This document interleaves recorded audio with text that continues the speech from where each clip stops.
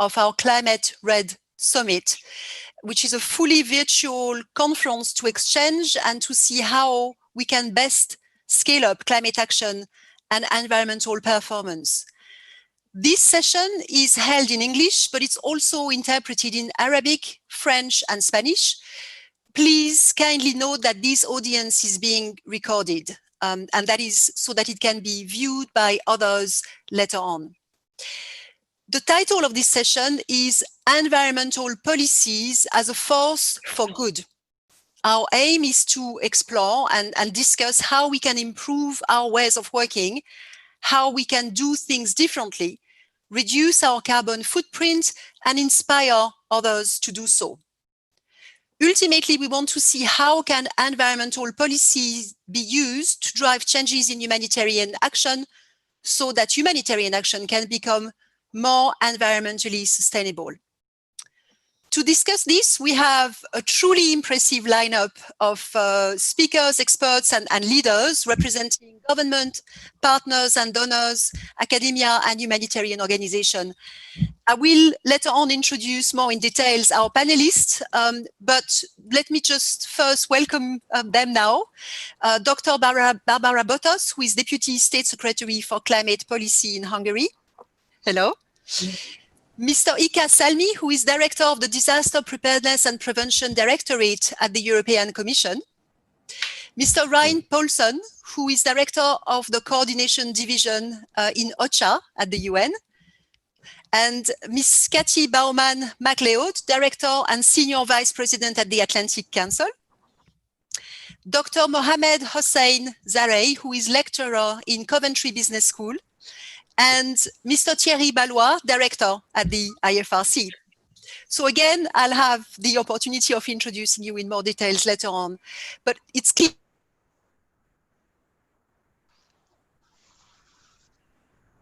Cecile? Cecile, you're muted. Okay. Sorry for that. I hope that that you could hear our very impressive panel, including our last speaker, Thierry. Yes, we did. Thank you, Cecile. So you only missed the very important part, which is that this is such an impressive array of panelists. And thank you very, very much to each of you for joining us to discuss. So it's clear, in fact, really that, and just to set the scene, maybe I'd like to really underline the link between humanitarian action and the environment. On the one hand, the environmental and climate crises have a huge humanitarian impact. Last year, the IFRC issued a report entitled The Costs of Doing Nothing, demonstrating that if no urgent action is taken now, the climate crisis is taken now to address the climate crisis, the number of people in need of humanitarian assistance annually due to that climate crisis is likely to double by 2050. And the financial cost will, of course, also increase hugely to around $20 billion per year. But on the other hand, the link between humanitarian action and the environment is also that humanitarian action is not neutral on the environment. Environmental impact assessments of many humanitarian operations, for example, in Cox's Bazar, have highlighted environmental issues caused by both the humanitarian crisis and the response. These include deforestation, included of protected areas, primarily due to people collecting firewood, but there are other reasons as well. Alarming groundwater depletion and contamination, and a rapid biodiversity reduction. So clearly a huge humanitarian impact caused a huge environmental impact caused by humanitarian action. So this is the conundrum. Environmental and climate crisis increase the need for humanitarian action, and in turn, humanitarian action takes its toll on the environment. In this context, humanitarian action, while focusing on saving lives and alleviating suffering, cannot be blind to its environmental effects. And we have been aware of that in the humanitarian sector. Over the last 10 years or so, there have been improvements. We have been rethinking the way humanitarian actors can reduce the environmental footprint. And that has led to some common parameters being developed to assess a humanitarian organization's global environmental impact. But clearly, while this reporting is important, we need to also include many other things, including emissions from the humanitarian supply chain, so as to more accurately reflect the true global impact of a humanitarian organization or a humanitarian operation. We need a stronger commitment and a better understanding of the different aspects of the humanitarian system's global and local climate and environmental footprint. So I'll turn now to our panelists to discuss this. Before I do that, I would like to also encourage participation from the audience. Thank you very much, participants, for joining us from around the world. I'd like to make sure that this is a very interactive panel. So while our panelists share their reflection, please do feel free to pose any question to the panelists through the Slido application, which is available on the session page on the Summit platform. Please write your question. Write also your name and your affiliation if you can. And if you have a question that you want to address to one of our specific speakers, please do mention that as well. We will try to take as many questions as we can, while at the same time respecting our time limits. So, Dr. Botos, if I may turn to you first. So you are the Deputy Secretary of State for Climate Policy at the Ministry of Innovation and Technology in Hungary. And you're in charge of climate change, renewable and energy efficiency policy making and program. And you also supervise the National Climate Protection Authority. You have coordinated international and bilateral climate finance programs. And previously, you also have a wealth of experience heading the Department of Climate Policy at the Ministry of National Development, being involved in the UNFCCC and EU climate negotiations. So clearly, you have so much experience. Please, could you share with us your experience in the government? How can environmental policy commitments be turned into practical implementation, both at the country level, but also in a wider context regionally? Over to you. Many thanks, Cécile. Thank you. I hope you can hear me okay. Can you hear me okay? Thank you. So welcome all of you, and especially a heartwarming welcome to all the participants of this online conference. My basic message is that writing strategies, climate policy, doing strategic legislative work within a government really matters. Really matters because it directs the attention of the public to the problem.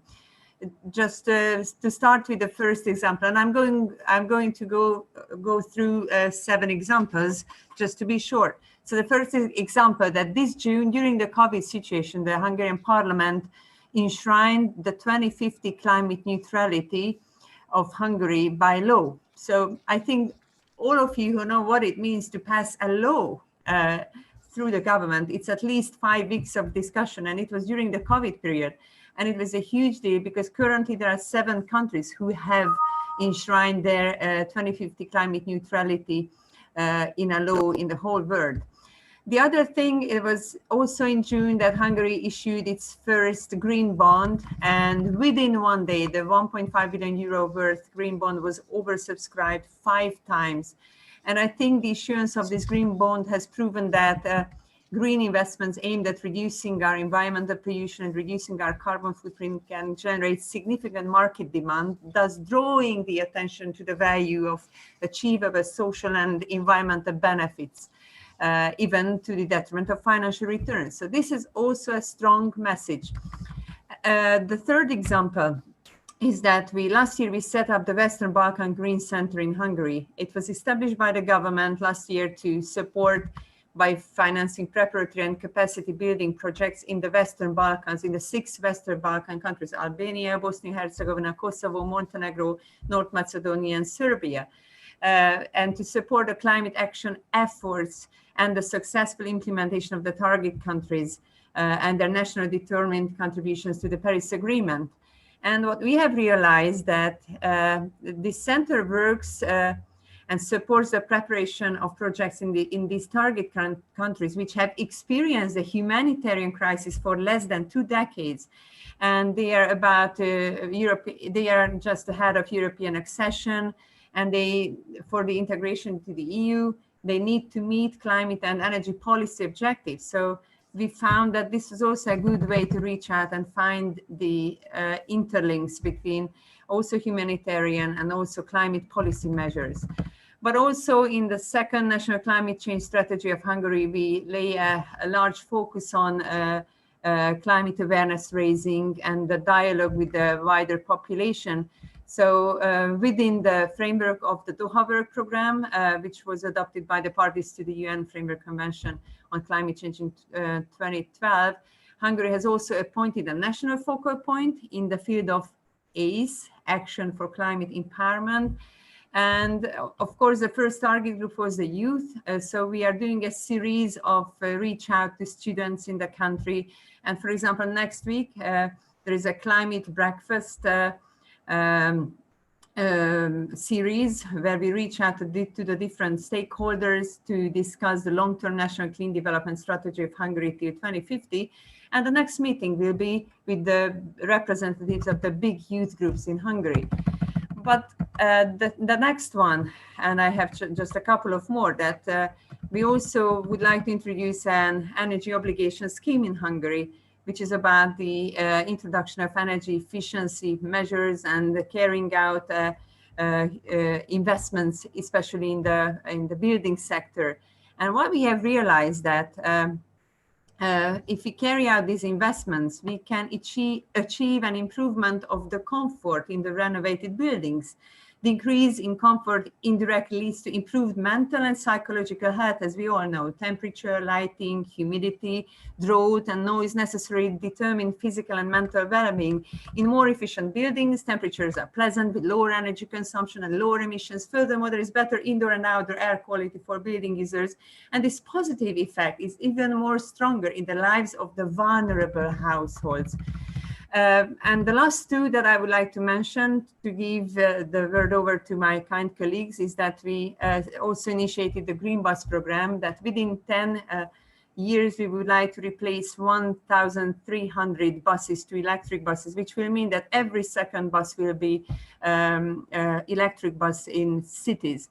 And what we have realized that we just launched this program. We said that we are going to allocate some non-refundable support to this program for 10 years. And what happened is that we realized that it actually contributes to economic recovery, employment, the health of our citizens while stepping up the fight against climate change. So it has many good side effects, but also this Green Bus program created a race between bus manufacturers that fuels innovation in Hungary and how to make public transport more climate friendly, making our citizens the ultimate winner. So these are just messages. When I say that we launch a new strategy, a policy, or we enshrine something into the law, we send messages which have implications either in the industry or the thinking of people. And the last one is that we also have support for different church organization and also humanitarian services and groups to buy low maintenance, but to buy electric vehicles. And we have seen that there's a growing demand for the use of these electric vehicles from charity organizations in Hungary, as well as church organizations which have caritative functions as well in Hungary. The cost savings thus achieved by these humanitarian groups can be used by these groups to perform additional charitable and social tasks. So this is really cost saving. In addition, we achieve positive environmental impact, setting exemplary behavior and forming public attitude awareness. And this is all realized by giving non-refundable fund to purchase electric vehicles by these charity organizations. And last but not least, we also support individuals to buy electric cars. And the purchase price of electric cars has dropped significantly due to the increased subsidies, like by 20% in Hungary.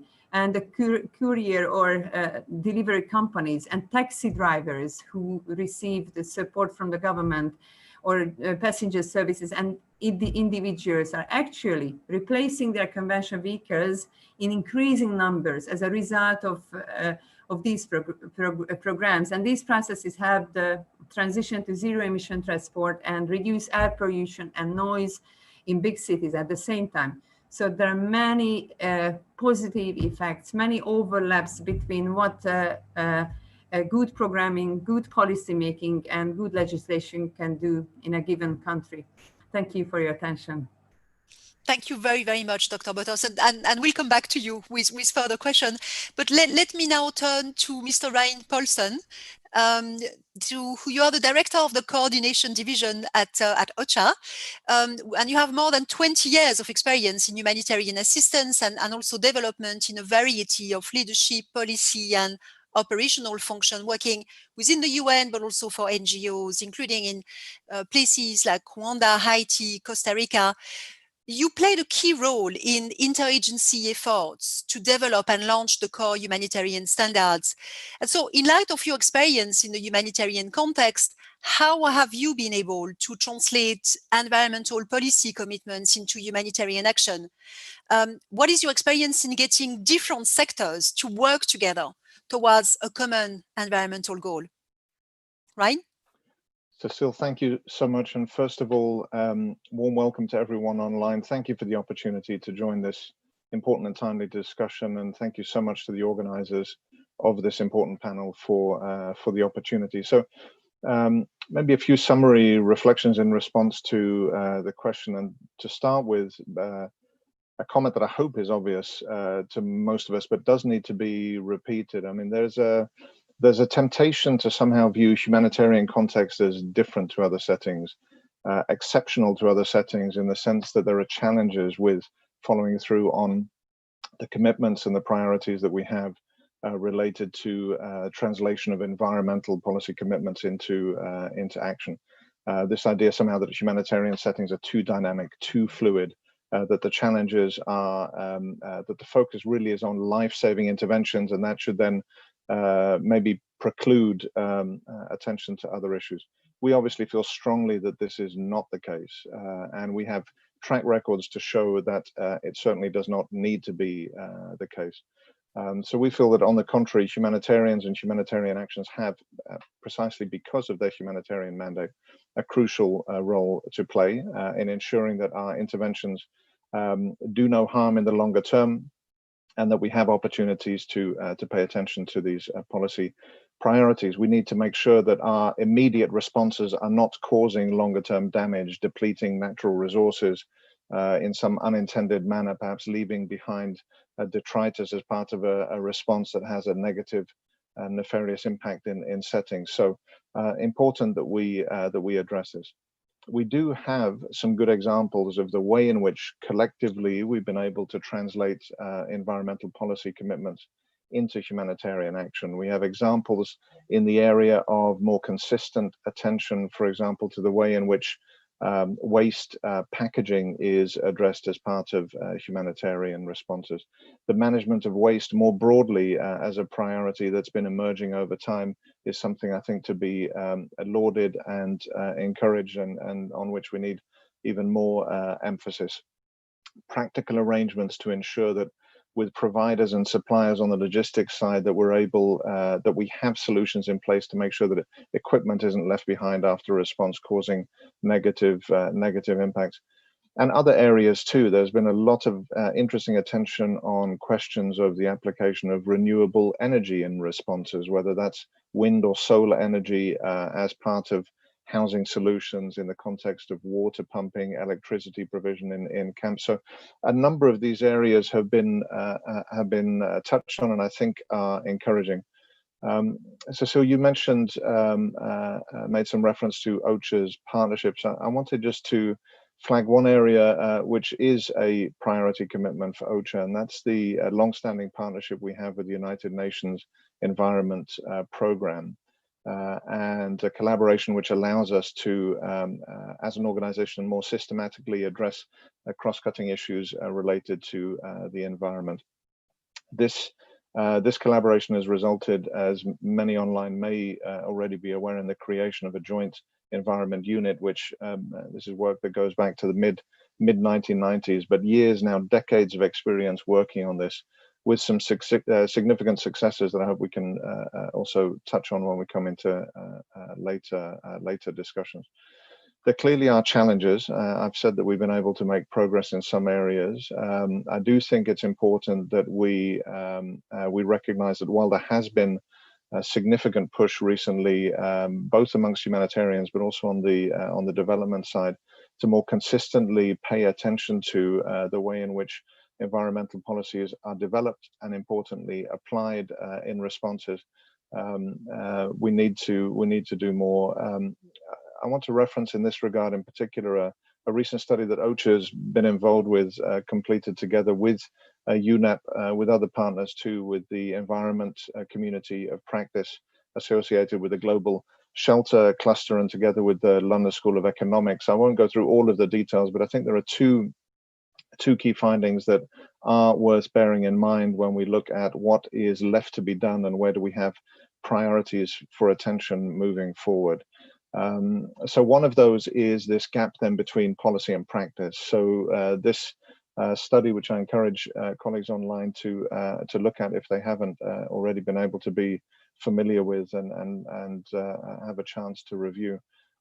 Encouragingly, there's a confirmation that a majority of organizations have made significant progress when it comes to developing environmental policies, but the application of those is patchy, is intermittent.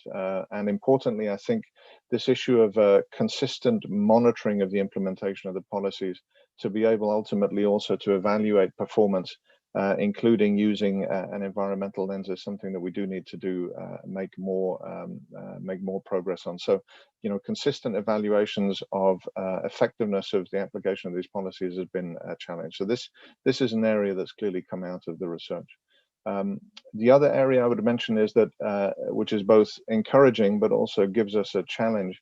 It's clear that many of the institutional initiatives that at least were the focus of the research that OCHA and partners undertook, many of these initiatives sprung from individuals in organizations, staff members taking responsibility, pushing for positive change and moving things forward. So very much bottom-up processes, which of course typically, this is what we're looking for in many change processes. I think the challenge then with any bottom-up process is to make sure that there is in fact consistent institutional buy-in and support for the changes that are proposed and put forward. So some of the challenges that we've seen with these bottom-up processes then are perhaps lack of consistent leadership buy-in to what's being proposed in the organizations, insufficient resourcing of the changes that are being proposed, and perhaps some challenges around visibility and awareness across the organization as a whole. So there are many things I hope we can get into subsequent in the discussion. I'm conscious of time, but even with these summary comments, I hope what comes through clearly is that we do have some experience. We have some things that we can look to from a positive change perspective when it comes to the translation of policies into practice and to action. There clearly is more work that needs to be done, and I hope collectively on this panel and afterwards we're able to focus on some of those change points together. I'll stop there, Cecile, and hand back to you. Thank you. Great, thank you very much, Rein. And certainly we hope to have time to really come back to this. And I can see also that participants, you're sending questions. Please continue to do so also, so that we can pick up on points that are of particular interest to you. Let me turn now to Miss Kathy Baughman-MacLeod, and your Director and Senior Vice President of the Adrienne Arsht Rockefeller Foundation Resilience Center at the Atlantic Council, where you seek to reach 1 billion people worldwide with resilience solutions. Before that, you have an extensive experience leading environmental and social risk policy work for Bank of America, managing climate risk and resilience at the Nature Conservancy, where you launched the Nature Protects People. So from your experience, what are some of the key learning on how policy can push a greener practice change when working with partners, and elaborating on what we've just heard? Thank you. Thank you very much. And I'm so pleased to be here today. Thank you for the invitation, and thank you to IFRC and the wonderful partners there. We have enjoyed a wonderful partnership with IFRC and with Tiziana Bonzon and the migration team, and Walter Cote and Javier. And so we are fans and partners and supporters, and couldn't be more pleased to be here today. let me start by saying we are talking a lot about a green recovery and green policy.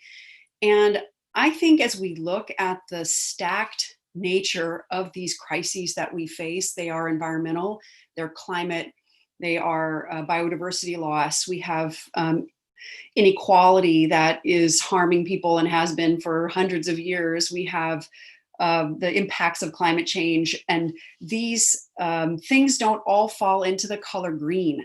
I think we need a new color, and I think that color needs to be health. And what color is that? And I don't have that answer, but I think green doesn't cover it anymore. We have created self-inflicted wounds of climate change and deforestation and pollution, and these are all with our eyes wide open. We've done this, and so I don't think green works anymore. And I don't know what that color is, but I'd like to talk about it perhaps in our conversation today.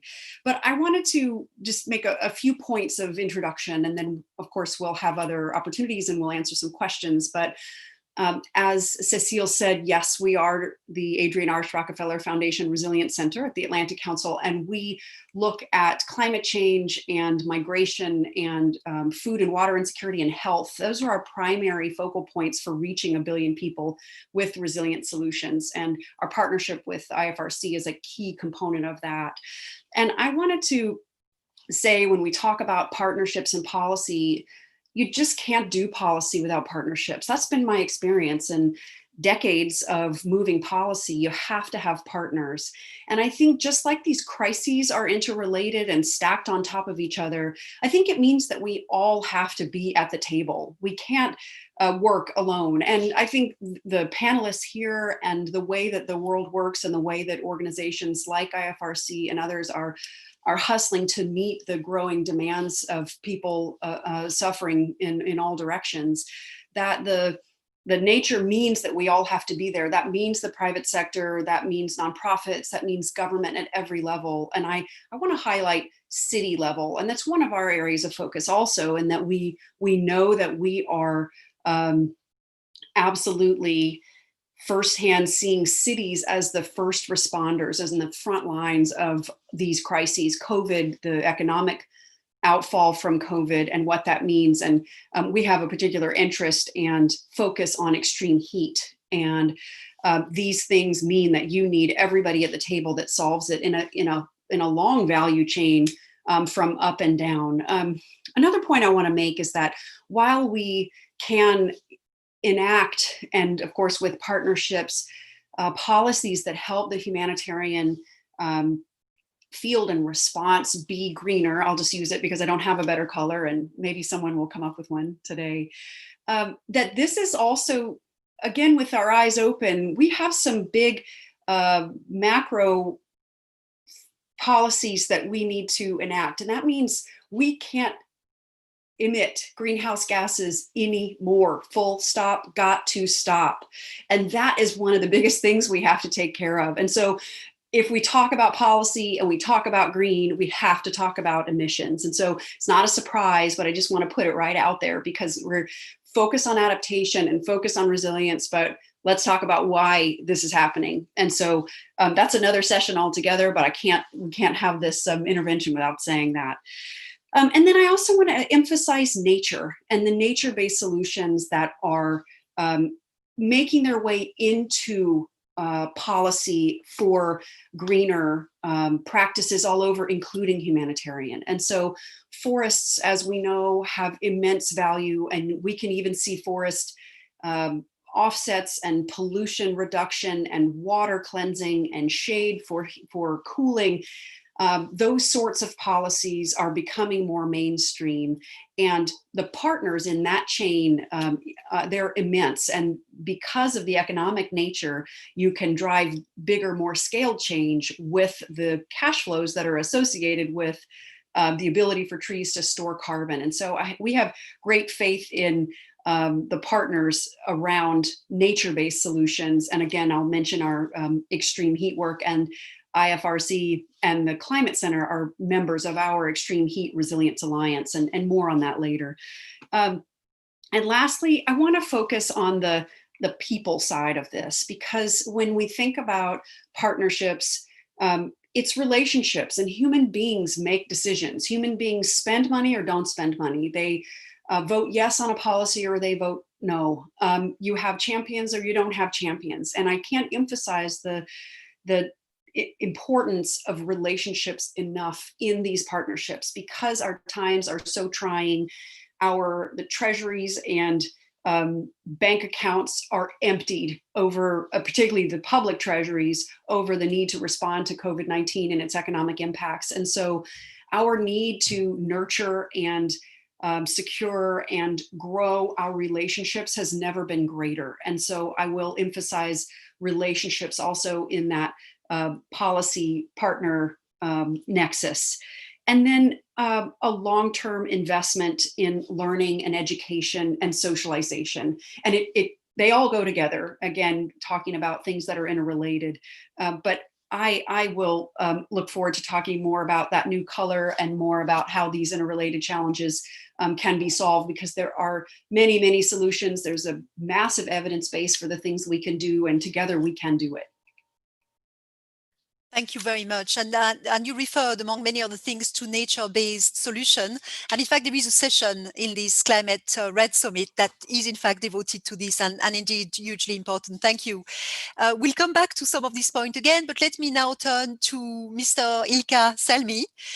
Thank you very much for joining us from ECHO, where you are the Director of the Disaster Preparedness and Prevention Directorate. And really, you have, in addition to that, an extensive experience with the Finnish Ministry of Interior, and also advising on EU affairs, the Arctic region, serving as the National Emergency Supply Council, as well as working as Director of the Finnish Security Intelligence Division. So a very wide experience. And so when really now sitting as a donor, but also with your prior experience, really, so speaking as a donor, it's clear that donors have a critical role to play in facilitating and sustaining improved environmental performance in humanitarian crisis and humanitarian action.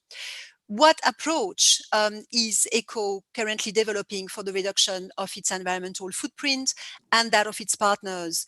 And really, what in fact guide your work and your thinking in this area?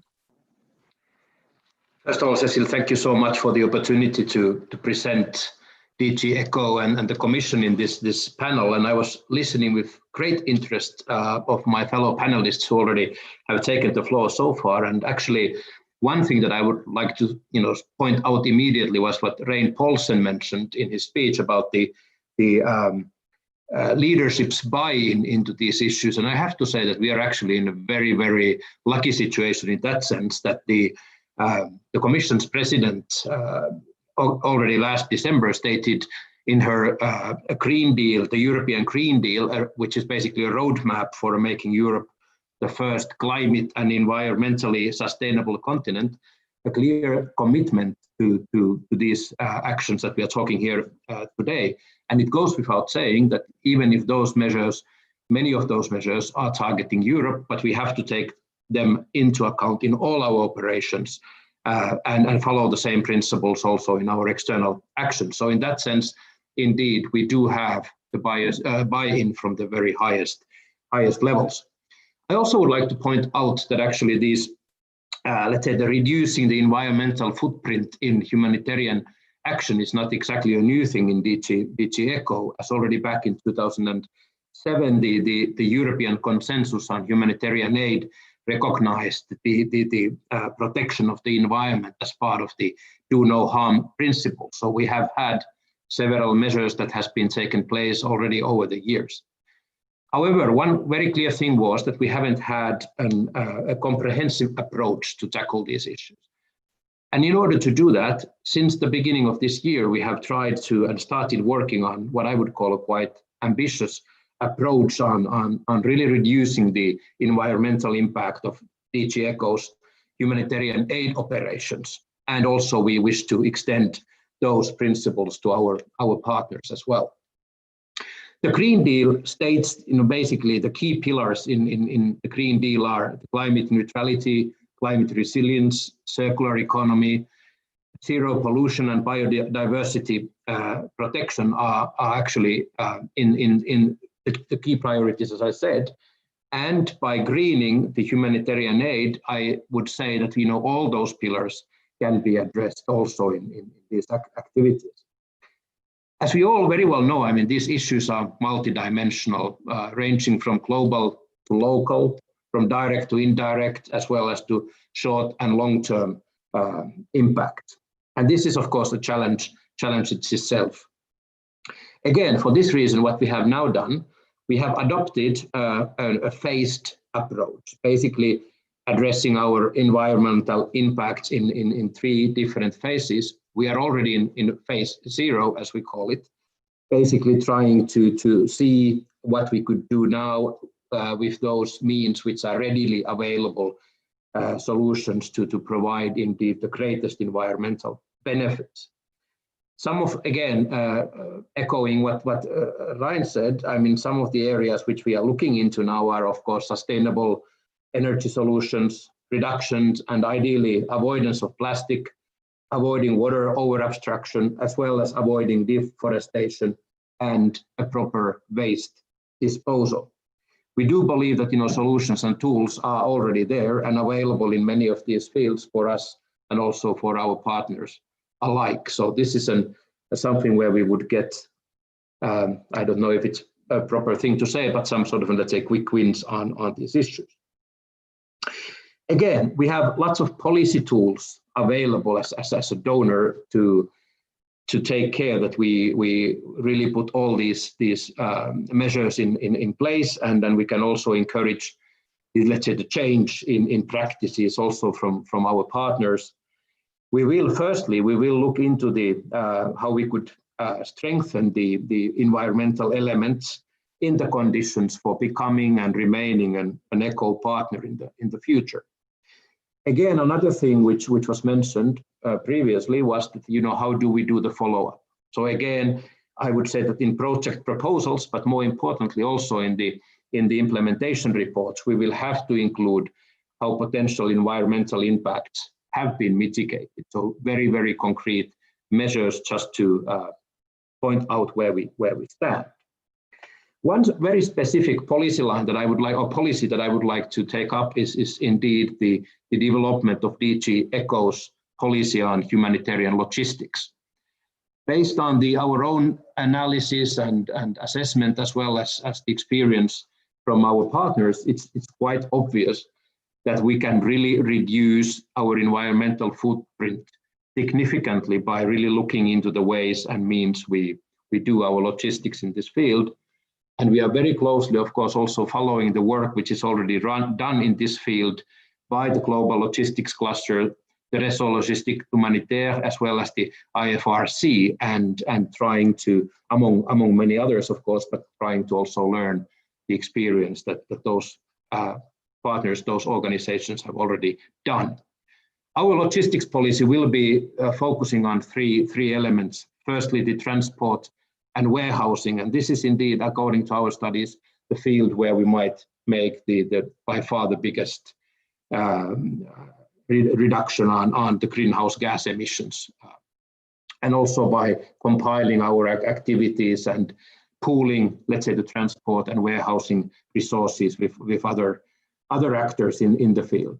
Another topic in this field is, of course, getting more local, basically relying on the produce to look into the goods which are produced locally. That would also have a direct impact on the way we operate. The second main issue is, of course, production, the waste disposal.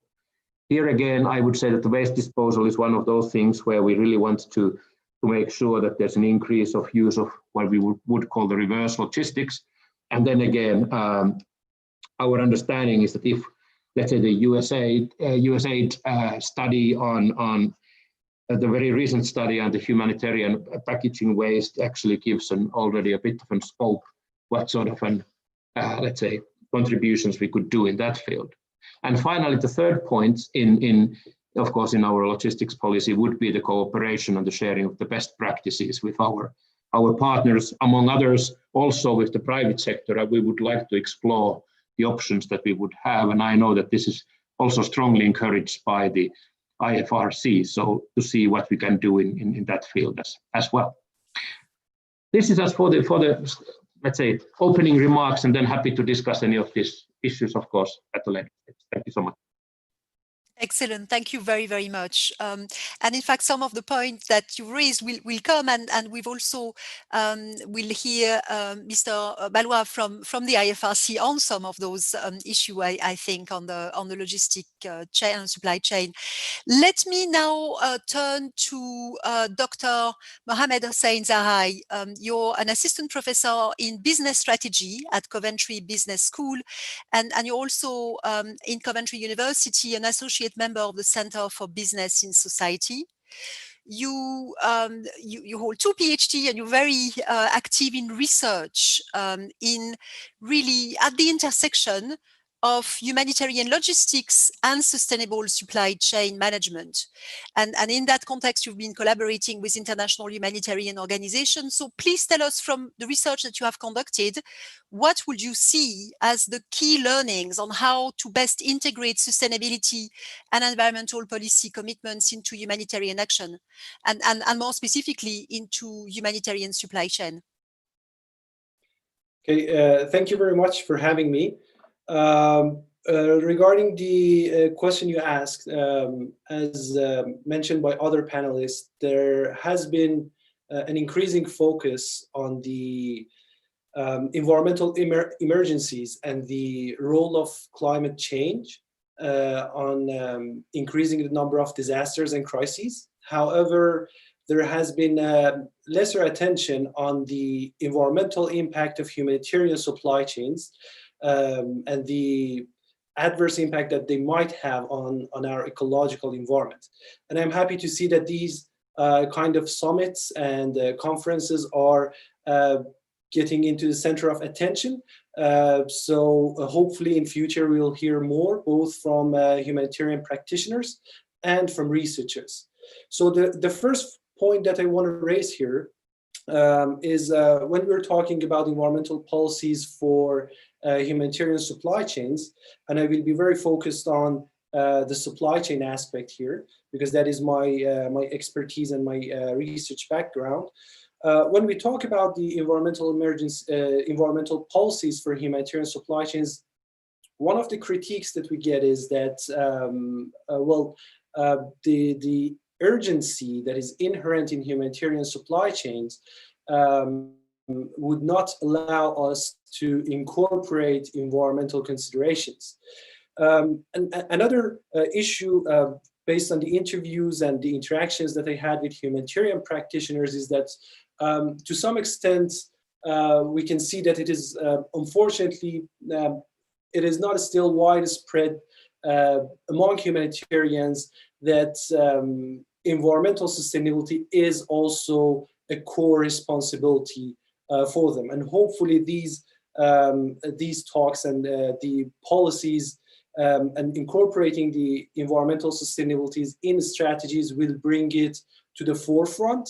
I've seen that IFRC and ICRC for the first time has explicitly mentioned environmental sustainability in their strategy. So it means that it is getting more and more into the center of attention for humanitarians. And if I want to approach this issue from the research perspective, I would say if we take a broader view of disaster, looking at the disaster cycle instead of only looking at the response phase, we would have more room to incorporate environmental policies. So the disaster cycle is mitigation, preparedness, response, and recovery or rehabilitation. And response is just one of the phases. Of course, it is probably the most important phase, but there are many things that can be done in pre and post-disaster phases to involve environmental policies into humanitarian action and humanitarian supply chains. For example, if we work with our suppliers in advance for sustainable procurement, ethical procurement, and procuring material with less hazardous material and more biodegradable material. Of course, this will contribute later on when we are responding to a disaster in the midst of a crisis. So the first point here, the first key learning that I want to highlight is taking a broader disaster cycle view when we are developing policies, and increasing the commitments both from the managerial perspective and from humanitarian staff perspective about the role that they can play in mainstreaming environmental sustainability. The second point, and the second key learning based on the research that I have done since 2014 is that when we involve field people in our policy making, we will see much more successful implementation of policies at the end. And this is something that oftentimes happens in humanitarian sector. Policies are usually high-level things made at the headquarters, talking specifically about larger humanitarian organizations. And sometimes what makes sense for a headquarters might not really be translated into the field perspective for the field people. So within my research, I have been conducting a research with one of the international humanitarian organizations using a methodology called action research. And in action research, we do the research in a cyclic approach. So we take actions, the researcher and the practitioners jointly take action on one issue or a couple of issues that will lead to organizational change. And they observe and monitor the implementation of that action. And then in the next cycle, they take corrective actions or they take new actions to facilitate further organizational change. So we have done 3 cycles. And in the first 2 cycles, I was working just with the headquarters. In the 3rd cycle, we have included the people from the field in our policy making. And when I mean including and involving field people, I mean from the very outset where policies are being developed, not when they're already developed and being just communicated to the field people. And the results that we have observed in the 3rd cycle, where the people from field have been involved in the policy making, was much more successful. We have observed a smoother implementation, and we have also observed less resistance, or let's say more willingness from field to implement those policies. So the second key point and the second key learning that I want to raise here would be involving field people in developing and devising policies. Thank you. Thank you very much. Thank you. And a lot of food for thought there again.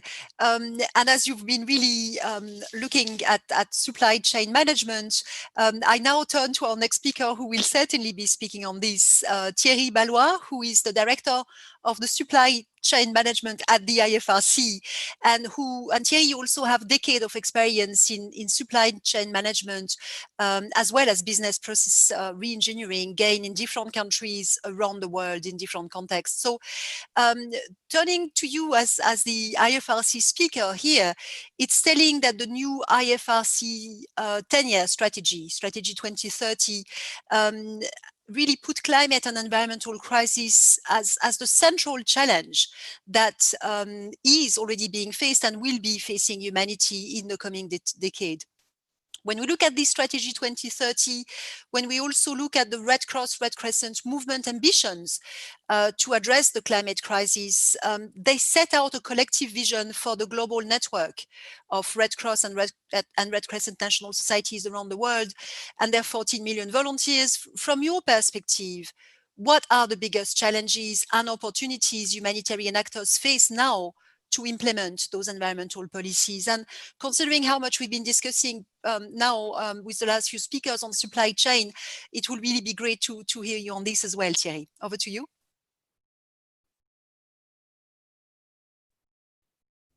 Okay, unmute myself. Sorry. Thank you, Cécile. Very much appreciate. Thanks for all of you for being with us. While I see the policy as a good, as the first for good, sorry, the implementation of the environmental policy cannot be addressed in isolation. It will require multiple stakeholders and engagement for affecting the change. We must recognize that the citizen really look for a cleaner environment. The policies are meant to support the change. However, what is important is really the implementation at the local level, at the field level. At IFSC, we have defined an environmental policy in 2019, mid-2019. This policy covers 5 main topics: the mindset shift, the pragmatic mainstreaming, the tracking of the environmental impact, the building the expertise within the network, and as well the reporting of environmental impact. While we are taking many actions to improve the way we respond to humanitarian needs, it's really important that we work collectively. First of all, to have a common set of tools and guidelines, and as well the way we measure the environmental impact in our operation. It's really important that we have a common standard to make sure that we compare an apple and apple, I would say. I'm also deeply convinced that we cannot address alone this challenge. We really need to work collectively. It's really key that we engage all at the local level, the community, and as well at the global level. As mentioned by Dr. Rothstein, this is important, the engagement of the field in definition and implementation of the field policy. We as the IFSC, the Red Cross Red Crescent, as you have mentioned, we are present in 192 countries. We have 165,000 branches and we have 14 million volunteers. So we are best placed to drive the change and to incorporate this change. However, we need to, for sure, better integrate the contribution from the business, from the civil society and the academia. The decision-making reducing the environmental impact is so broad that we cannot address it alone. We really need to work collectively on such a challenge. We, for sure, and I think it has been mentioned by Katie, the aspect of education, this is key. The education, how we can really ensure that at the community level, we have sufficient education and knowledge to address as well with their local culture, with their environment, and they are best placed to address with such a thing that they can leverage this aspect of reducing the environmental impact. I really insist that the field is really important and the community are very key in succeeding on this. So we need to influence and changing the behavior. This is part of the solution. It's not a simple journey. It will require innovative solutions, positioning the community at the center, integrating the local context with their practical knowledge, their culture. More education and the capacity strengthening are needed at that level. So that we, the RCSE, are well placed, but we need support from all of our stakeholders. For instance, working together with Minister of Education to join hands more effectively to have the greening aspect as part of the school curriculum, and RCSE promoting it at school like we do when we do this first aid training in many countries. The RCSE working is together to maintain the green response in internal and external policy and guidance and standard. We have really a strong presence so we can share the best practice. We also need to recognize that we need to build this capacity. We need to strengthen this capacity. We need the support and cooperation to do so. On the other hand, humanitarian actors need to contribute to the journey, be engaged and better integrate the environmental impact in their program design, in the preparedness, ensuring that we can respond faster and minimizing the environmental impact. Let me end with the following example. Communities that commonly receive assistance, unfortunately, but often lack as well insufficient infrastructure, may inadvertently damage the environment. For example, through lacking waste management. I'm aware that relief organizations are really working, and I think it has been mentioned with USAID, to rethink the packaging practice. Within the ICRC, we are providing guidance for greener packaging in emergency item catalog that we share across the movement, and we share as well across the different humanitarian organizations. We have added as well a green label in our emergency item catalog. We have already removed our plastic packaging for all kitchen sets. However, my question would be, should we, as an together, academia, private sector, relief organization, work collectively together to find affordable solutions for better waste management in community with low-level recycling infrastructure? I will stop there, Cécile. Thank you. Thank you very much, Thierry. And really, I'll just jump very quickly now to just get through a second round of very brief questions to each or most of you, bearing in mind, in fact, the time. And I'll just from what you were mentioning, Thierry, the need for collective action. Rein, Paulson, if I may turn to you, I mean, OCHA having that coordination role, how would you see in the humanitarian sector coherent standards developing that would in fact guide and support coherent standards for the sector? Thank you, Cécile. So maybe the first comment before getting into some specifics would be to say, you know, in a environment, I'm using environment in a loose sense, in an ecosystem where we have so many different mechanisms and structures, I think what we need to try and do in the first instance is leverage where we have venues and spaces that clearly function, are adding value, and seeing how we can leverage those. So I think it's important in the first instance that we recognize the platforms and initiatives that already exist, whose sole purpose is to bring together humanitarian actors to focus on issues around development environmental standards and safeguarding those standards and making them appropriate specifically for the humanitarian sector. So to talk about a few specifics that I hope we can leverage even more in the future, we have the Environment and Humanitarian Action Network, which was established in 2013, and this network's sole purpose is to focus on avoiding, minimizing, and mitigating environmental impacts of humanitarian action. So this is a mechanism that's in place. It's working. It's adding value. At the moment, we have I think it's 10 organizations formally associated. There are some 160 experienced experts, technical experts, formally associated with this mechanism too. And we're keen to see how something like this could be leveraged further as we move into the future. Already, this mechanism, just to give a couple of examples, has added significant value. A lot of what we do on the normative side, of course, is production of not just of standards, but also tools, sort of, you know, practical supports to allow the application of standards to improve the quality of programming. So this Environment and Humanitarian Action Network, amongst other things, have developed what's called the Nexus Environmental Assessment tool, which is basically a rapid initial screening tool to enable humanitarian actors in the program design stage to integrate more sustainable practices, more sustainable environmental practices into humanitarian aid. A great example. I think importantly, another initiative, the second initiative I'd mentioned that's come out of this network, is a knowledge management space, EHA Connect. So again, here what we're wanting to do is, you know, bring together, leverage learning, best practice, guidance tools, what's emerged organically from different organizations and what's been developed intentionally, and make those available. So there's a platform that does that, EHA Connect. So how can we use something like the Environment and Humanitarian Action Network to promote change, I think is key. On the UN side, I would also mention in 2019, the commission that came from the UN's Chief Executive Board for Coordination, where they endorsed the first strategy for sustainability management in the UN system. And I won't go into all the details now, but just to say this was really about outlining priorities for the coming decade, 2020 to 2030, and how we build on the Greening the Blue campaign.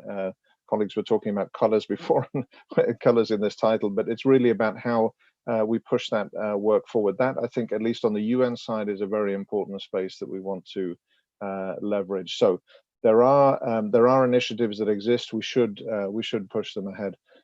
If I could just maybe flag two other things very quickly. I referred before to some studies that had been produced. This recent Joint Environment Unit, LSE Shelter Cluster study on environmental policies highlighted a couple of areas that I do think it's important we underscore.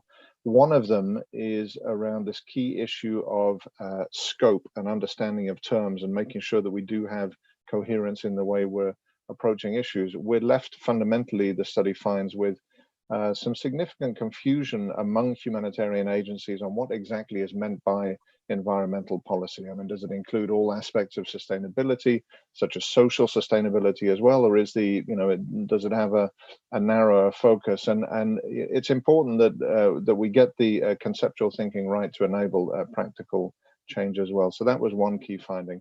The other key finding I would flag when we're looking at how we push forward the standards work and we translate them into practice is this indispensable role that only donors can play in the system. And I think it's really encouraging, positive, not only that the organizers have been able to secure the participation of such a key donor as ECHO on the panel today, but also to hear the ECHO colleagues' comments around actions and commitments that ECHO is already making and the way in which they're influencing also the rest of the donor system to improve change.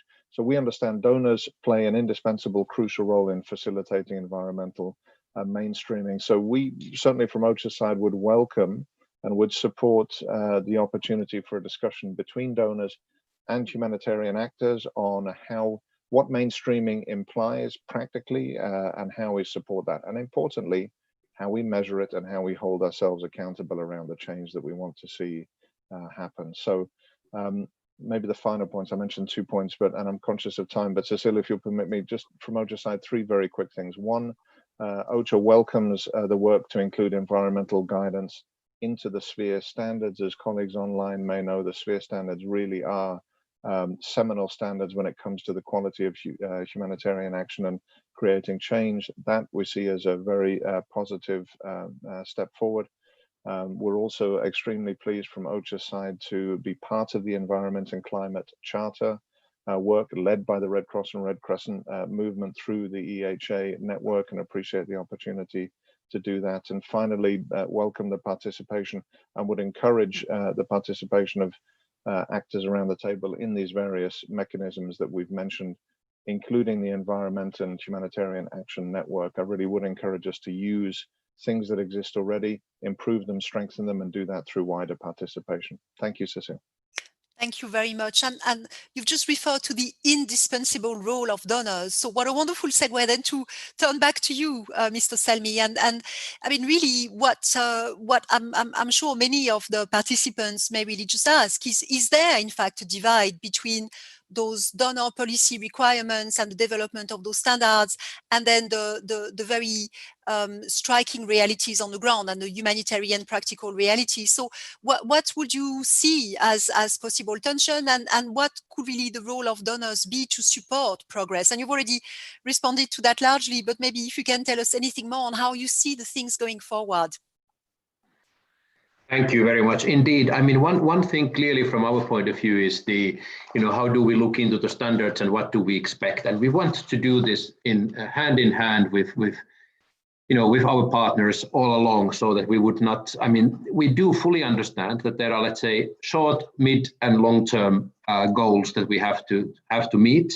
And then again, as Rein was saying, there are issues which we have to also define what are we looking for, how wide of an definition we want to put into these issues. But clearly, one thing just I want to point out is that DG ECHO is already now funding some of the projects together with the INSPIRE consortium or parts thereof to really develop what we would call a pilot universal logistics standards. I mean, sorry to get back to this logistics issue again, but I think for us, it's indeed one of the clear issues and where we could see lots of progress to be made relatively quickly.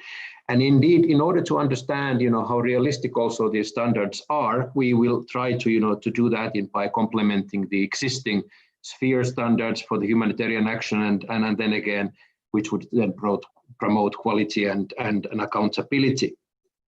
And we, as I said, we understand that this will be a long-term project, and we would really want to support the development of this quality standards also for the relief items, also to support the carrying out the life cycle assessments of typical relief items as well, which are not obtained from the local markets, for example. So there are things what we are doing. Again, I want to point out this is not something that we are imposing things on our partners only, but we also will look very carefully into our own actions, both on the headquarters level and also in our field offices, how we could proceed on that.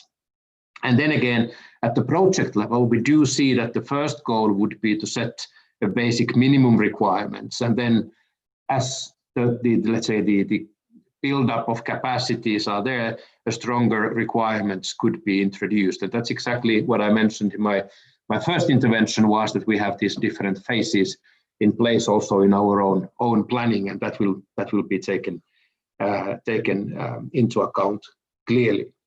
However, what we would like to see is, of course, that our partners would have their own environmental policies or environmental management systems as well, and those would have then, of course, an implication of being our partners in the future. But we are here to support, to set certain standards together with all the actors across the board. This is really the commitment that we want to do and work together, as has been already mentioned by several fellow panelists earlier today. Thanks.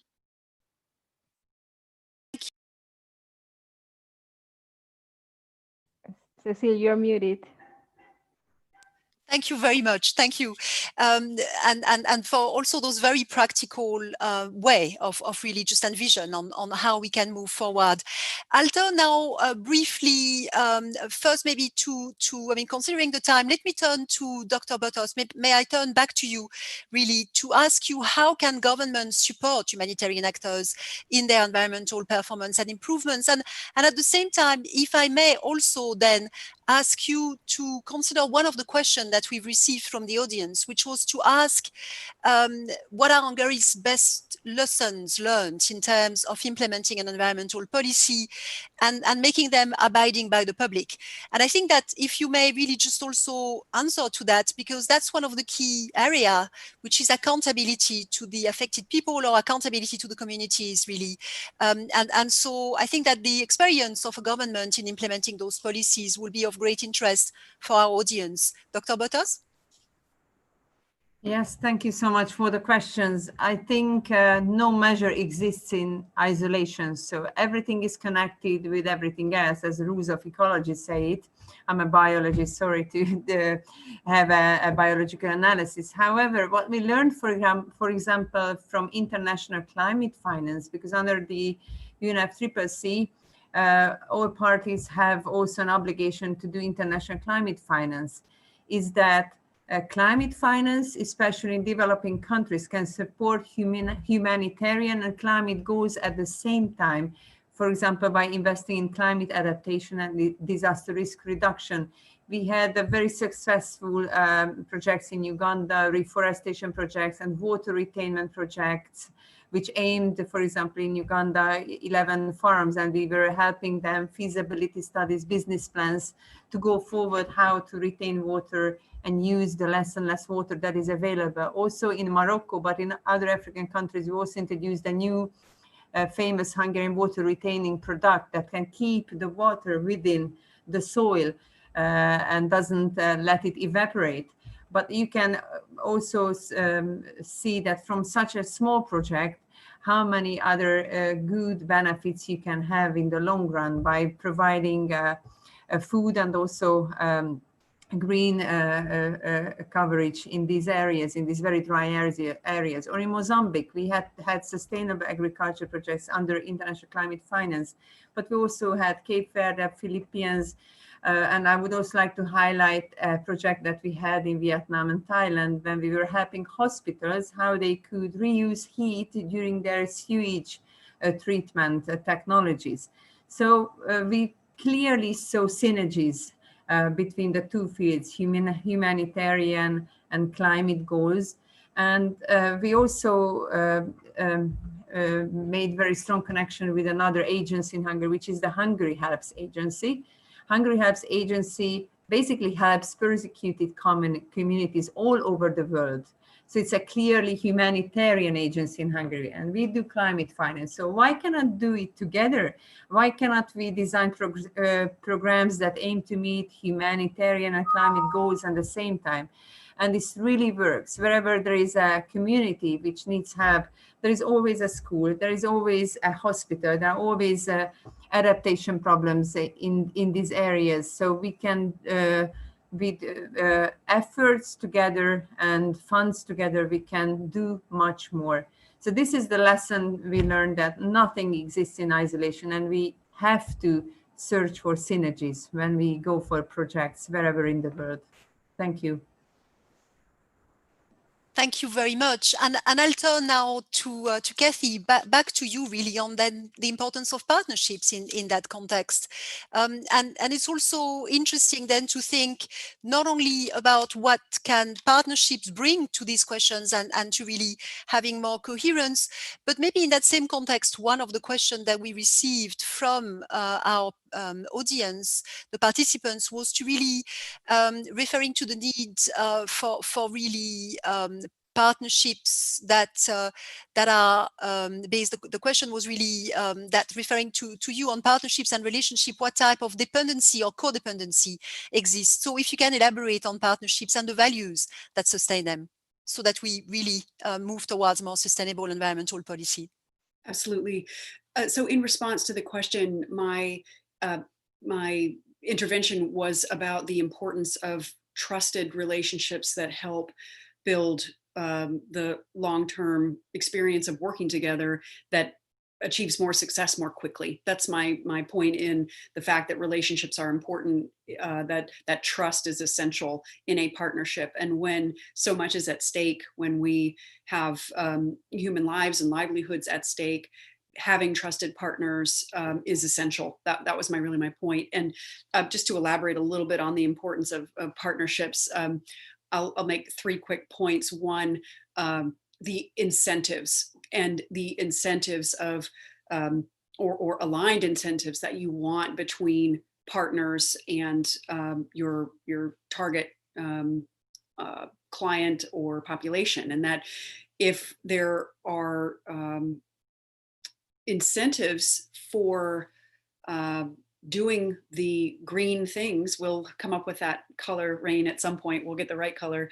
But in this case, for, and I'm going to use an example for the partnership that we have with IFRC is around humanitarian service points. And we're working toward 22 societies that have self-selected on humanitarian service points. And those points are physical places where migrants are receiving services. And back to in those places and incentives, people need livelihoods. And when COVID ends, and it will, and of course we'll have another crisis, but when it ends, the economic devastation may be bigger. And I don't want to quantify it. It's both sides are terrible, but the need to make money and have a livelihood will be essential. And so are there incentives to be achieved that are financial around good practice in humanitarian practice? Does that mean recycling? Does that mean training to do more conservation and restoration of natural systems that are providing ecosystem services? So all of the livelihoods piece, I get back to the point of incentives and having them aligned so that everybody is, and they're not all financial, but financial sure helps. And that's where we want people to be able to have a paycheck and to be able to put food on the table. And secondly, I wanted to talk about in partnerships, knowing your role and being able to clearly articulate your value proposition. So when we think about our partnership with IFRC and with Tiziana in the migration group and in the societies in Ecuador and Colombia and beyond, we want to think about what do we bring and how do we add value to this partnership. And there's the donor relationship is clear, you bring resources to be able to achieve the goals, but in a partnership, you really want to understand what do you bring and what do you bring? And I think being open about that and being clear about that. And so thinking about the Atlantic Council, we are a foreign policy organization. We have very high level relationships around the world at different ministries and heads of state. And so we have access it's different sort of access than IFRC. We also have the ability to communicate slightly differently. We can say some things that IFRC cannot. And so thinking about how do we advocate for what the humanitarian service points in IFRC needs? What does the country society need? And so in a partnership, being clear about your value proposition, understanding your partner's value proposition, and then playing that role to the hilt and aligning incentives. In our experience, that is the best way to accelerate the action, green or any color. Thank you very much. And we're coming back to that color, and I don't know whether we will, within the remainder of our time, answer it. Let me turn to Dr. Zahai. I mean, first, we have a question from the public for you, which is what best practices exist for involving people and practitioners from the field in the policy-making process? And I also have another one. I mean, I've been listening to you. I was just really wondering whether from your research, you also have any indication of how can technical innovations and other policies work together to drive forward the agenda? Okay, thank you very much for the questions. Regarding the first question, I would say the best practice to involve field people is through doing pilot tests of policy before making it a kind of widespread policy for the whole organization. And the reason for that is that humanitarian sector is a very diverse sector, and the role of context is very important. So, for example, let me make an example. I'm working with the ICRC to manage their waste and used oil, which is generated from their fleet and generators. We are trying to find a sustainable solution for that. When I was talking to the people, the vehicle managers in DRC, Democratic Republic of Congo, and then talking afterwards to the people in Kenya and South Sudan, I was amazed to see how different the context in these three countries are. And I was expecting that, okay, this is one humanitarian organization, and these are three countries which are neighboring countries in Africa. So more or less the context should be the same. But for example, ICRC is doing having a centralized approach in its garages in Kenya and also in South Sudan, while in DRC it's a decentralized and policy, and there are different garages around the country. So my point here is that the context of humanitarian operations is very important, is very diverse, and if you want to involve field people, we can do that through pilot tests to understand really what is going on in the field. Because later on, if we develop and devise a policy which does not account for the peculiarities in the field, the infrastructure that we have in the field, and the abilities of the field people, then that policy would eventually fail. And another good practice for that would be increasing the staff circulation between the HQ, and I'm again talking about larger humanitarian organizations, increasing staff circulation between the HQ and field to close the gap that is existing between field and headquarters. So coming to the second questions, very quickly, and I'm conscious of the time, there has been many technical and technological advancements in commercial logistics, and humanitarian sector has been more and more agile in adopting and customizing those technological advancements for their benefit. One example would be use of drones in humanitarian sector to reach blood or medicine to remote areas. Another example would be the blockchain technology.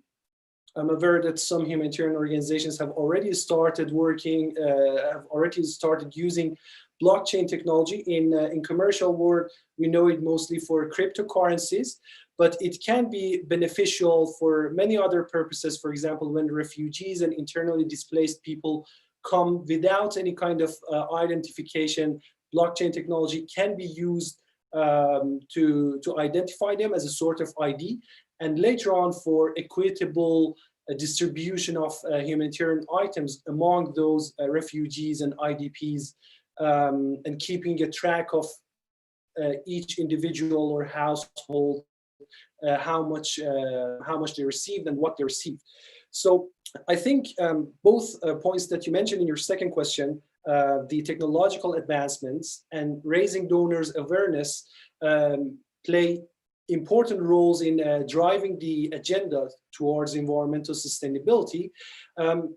I want to raise one point here regarding the technologies, that we have to account for the sometimes unintended consequences of these technologies. For example, if now there are some humanitarian organizations that are giving out vouchers in their cash-based programs, and these vouchers can be digital, or they can be physical in form of paper, where there's a functioning market. Beneficiaries can go to the market and can buy what they want instead of giving them the humanitarian product. And it is becoming a widespread approach in the humanitarian sector. So we have to be aware that, for example, we don't know, and this is one of the things that I am currently researching on. We don't know whether the beneficiaries, with the limited amount of money that they have, whether do they go to buy the cheaper product, which might be a substandard product, which might be a more unsustainable product, which might have some hazardous material, or more material that like plastics that eventually will harm the environment, or will they go for a more environmentally sustainable product? So there is this unintended consequence of these technological advancements that must be accounted for when we are developing policies. Thank you. Thank you. Thank you very much.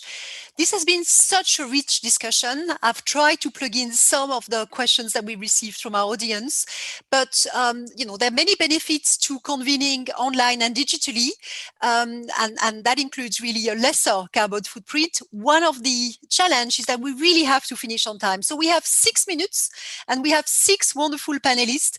I'd like to really just give you the floor each to give really 3-4 sentences, 1 minute maximum, please. And maybe that can take the form of a commitment if you want to, but it can also be your final takeaway. Dr. Botos first. Very briefly, please. Thank you. Thank you for the final word. I think I spoke a lot, and I already highlighted that we have to set targets. We have to go for strategies. We have to go for policies. We need proper green legislation, because these measures and all the programs, the support programs built on these strategies send really strong signals to the public, to the general public, to companies, and to anybody that there is a new Green Deal coming, and we need to have a very quick transition time to achieve the 2050 climate neutrality. So good luck to everybody. Thank you. Thank you also for that inspiring message. Mr. Selmi. Thank you. Basically, I would do a kind of let's say, a pledge or a promise on the DG ECHO side, which is that we will be very ambitious with our approach to reducing our environmental footprint in the humanitarian aid. And then, of course, we can't do that alone. So we also promise to engage very, very closely with other donors, international organizations, NGOs, private sector, as well as academia. I think we need everyone on board so that we could overcome these challenges that we have. Thank you. Excellent. Thank you. And so we can all really be ambitious together, and clearly the urgency needs that. Rain Paulson. So thank you. So maybe briefly from OCHA's side, I mean, firstly, OCHA remains deeply committed to driving environmental sustainability of humanitarian action through the partnership we have with UNEP and with other organizations and actors. I would really encourage, and ask to other colleagues look at how you can leverage the mechanisms that exist, and encourage organizations to look at the environment and humanitarian action network as a space where they can engage. The other thing I'd commit to is that OCHA will, at the request of the Secretary General, look in this year of 2020 at how guidance and lessons learned for improving environmental responsibility in UN emergency and humanitarian operations can be driven forward through the Interagency Standing Committee, the peak body. That's a commitment we have for 2020. Thank you very much. I wish we could take this, we talk about the humanitarian imperative in humanitarian action, and just collectively channel that also in terms of an environmental imperative in humanitarian action. I'll stop there, Cecile. No, certainly. Thank you very much. And the humanitarian imperative of doing no harm, including no environmental harm. Absolutely. Thank you very much, Wayne. I'll now turn to Kathy Bowman-Bacloud. Thank you. I will say that the Adrienne Arsht Rockefeller Foundation Resilience Center is committed to our partnership with the IFRC and the societies. We are committed to learning and to listening and forming new and other partnerships that help us accelerate the work. And we could not underscore, Cecile, your point about the urgency anymore. And I want to underscore the interrelated nature of these challenges. And so what looks like climate change, or what looks like environment, or what looks like public health, they're all one. And so that means multiple solutions for multiple beneficiaries, and acting quickly, but acting in a way that we understand how all the pieces go together. And I think that's a strength of IFRC. And thank you for having us today. And we look forward to digging in and doing more quickly with everybody. Thank you. Thank you very much. And you just mentioned IFRC, so Thierry Ballois.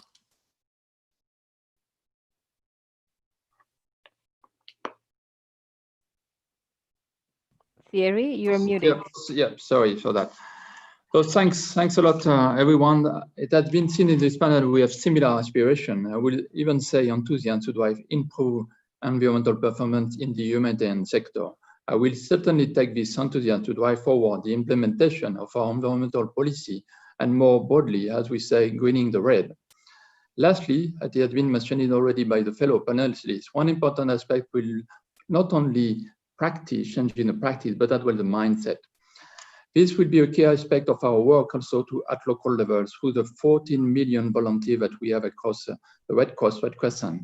So moving forward, we want to benefit from the enthusiasm and innovation with our volunteers to find local solutions. The virtual summit is a good start for that. Thank you very much. Thank you very much, Thierry. Dr. Zarai, you have the final word, bringing the power of academia to conclude and wrap up. Well, thank you very much. I have two key messages, one for academics and another one for humanitarian. For academics and researchers, including myself, I think we have to be more committed to researching on green humanitarian supply chains and logistics. There has been a very well-established body of knowledge in commercial logistics about environmentally sustainable supply chains. However, that is currently missing or very narrow in humanitarian logistics research. So I would invite researchers in academia to focus more and research more on environmentally sustainable humanitarian supply chains. And also, I have a very brief message for, I talked a lot about the larger humanitarian organizations, but sometimes when I interview and I talk to local NGOs, I see that there are some really amazing initiatives regarding environmental and social sustainability coming out of these smaller NGOs. So I would encourage the smaller humanitarian organizations or local humanitarian organizations to push towards environmental sustainability in their operations, and they shouldn't necessarily wait for the bigger policymakers to come to them and tell them what to do. They can be a big driver of change. Thank you. Thank you very much. Really, thanks to each one of you in the panel, really. It's been fantastic to see how much progress has already been made in terms of pushing the humanitarian system as a whole to address not only the immediate humanitarian needs of people, but also doing it in a way that does not break the promise of really, or put the communities at further risk, or really undermine the promise of causing no harm. So this is really fantastic to really charter a way, a lot of work to be done, a lot of further consultations and really that exchange. And the panel was particularly crucial to enable that exchange. And so we really value your views. Thank you very much for joining us and for your time, as well as to those listening to us. So thank you again and have a good rest of the day. Bye-bye for now. Thank you. Thank you, everyone.